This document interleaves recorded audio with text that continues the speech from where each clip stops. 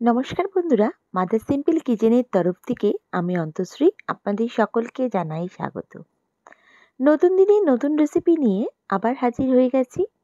আজকে আমাদের রেসিপি নবরত্ন কোরমা। চলুন দেখে নেওয়া যাক কী করে করছি আমি রেসিপিটি। এর জন্য দরকার আমার এখানে আলু।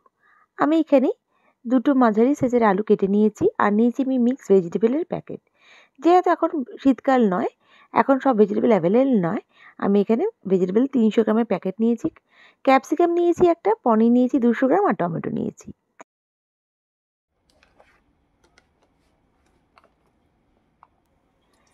এবার আমি এখানে কড়াইতে 3 টেবিলস্পুন মতন ঘি দিচ্ছি।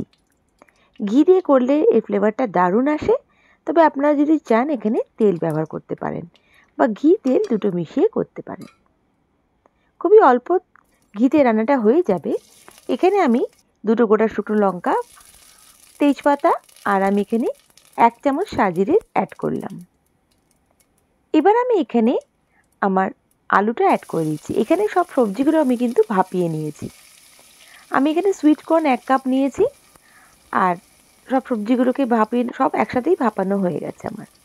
প্রথমে আলুটা দিচ্ছি, আলুটা দিয়ে ভালো করে একটু আমি সাঁতলে নিচ্ছি। এখানে আমি আলুটাকে ছোটো ছোটো করে কেটে নিয়েছি, যেহেতু অন্য মিক্স ভেজগুলো আমার ছোটো ছোটো করে কাটা। দেখুন এখানে আমি অ্যাড করে দিচ্ছি 1 টেবিল স্পুন আদা বাটা, দিয়ে ভালো করে একটু আমি নাড়িয়ে চাড়িয়ে নিচ্ছি। এরপর আমি এখানে অ্যাড করে দেব কিছু মশলা। আমি এখানে অ্যাড করছি 1 চামচ ধনে গুঁড়ো, 1 চামচ জিরে গুঁড়ো, আর আমি এখানে দিচ্ছি 1 চামচ মৌরি গুঁড়ো। মৌরি গুঁড়োটা দেওয়ার জন্য দারুণ ফ্লেভারটা আপনারা পেয়ে যাবেন। দেখুন একটু হালকা করে নাড়িয়ে চাড়িয়ে নিচ্ছি। এরপর আমি এখানে অ্যাড করে দেব 150 গ্রাম মতন টক দই। টক দইটা যখন অ্যাড করবেন গ্যাসের ফ্লেমটা কিন্তু অবশ্যই স্লো করে নেবেন। দিয়ে দেখুন ভালো করে একটু নাড়িয়ে চাড়িয়ে নিচ্ছি। এটা কিন্তু খুবই কম মশলায় রান্নাটা হয়ে যায়, আর টেস্টটা হয় অপূর্ব। দেখুন এবার আমি এখানে অ্যাড করে দেব কাজু বাদামের পেস্ট। এখানে আমি 50 গ্রাম মতন কাজু ভিজিয়ে রেখে এটার পেস্ট করে নিয়েছি। এখানে অ্যাড করে দিলাম, দিয়ে ভালো করে একটু নাড়িয়ে চাড়িয়ে নিচ্ছি। এবার আমি এখানে বাদবাকি ভেজিটেবলসগুলো অ্যাড করে দিচ্ছি। ভেজিটেবলসের মধ্যে বিন, গাজর, ফুলকপি, আলু, সুইট কর্ন, ক্যাপসিকাম, টমেটো সবই আছে।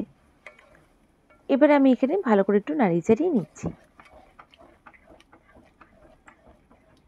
দেখুন কিছুক্ষণ একটু হালকা করে নাড়িয়ে চাড়িয়ে নিচ্ছি। এরপর আমি এখানে অ্যাড করে দেব স্বাদ অনুযায়ী লবণ। আর যেটা আমি এখানে অ্যাড করছি মিষ্টির জন্য, এখানে আমি গুড় ব্যবহার করছি। আপনারা চাইলে এখানে চিনিও ব্যবহার করতে পারেন। নিরামিষ রেসিপি একটু হালকা মিষ্টি হলে কিন্তু ভালো লাগে।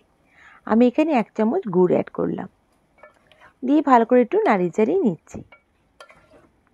তবে আপনারা যদি চান এটাকে স্কিপ করতে পারেন, তবে একটু হালকা মিষ্টি দিলে পরে কিন্তু নিরামিষ রান্নার রেসিপির টেস্টটা খুব ভালো লাগে। আর এখানে আমি অ্যাড করে দিচ্ছি 1 প্যাকেট মিল্ক পাউডার, 10 টাকা দামের মিল্ক পাউডার এখানে আমি অ্যাড করে দিলাম। ভালো করে একটু নাড়িয়ে চাড়িয়ে নিচ্ছি। দেখুন কিছুক্ষণ পর কিন্তু জলটা ছেড়ে আসবে অনেকটা। এরপর আমি যতটা আমার গ্রেভি দরকার আমি ততটা এখানে গরম জল দিয়ে ভালো করে একটু নাড়িয়ে চাড়িয়ে নিচ্ছি। এরপর আমি এখানে অ্যাড করে দেব আমার কেটে রাখা টমেটোটা। এখানে একটা টমেটো আমি যে কিউব করে কেটে নিয়েছিলাম, আর এখানে পনির কিউব আকারে কাটা, সেটা আমি অ্যাড করে দিলাম। ভালো করে আবার ভালো করে মিশিয়ে নিচ্ছি। দেখুন খুব সুন্দর করে মিশিয়ে নিয়ে আমি এখানে ঢাকা দিয়ে রেখে দেবো যতক্ষণ না রান্নাটা পুরোপুরি হয়ে যাচ্ছে। কিছুক্ষণ পর ফিরে আসছি। দেখুন বন্ধুরা আমার রেসিপিটা কিন্তু একদম তৈরি।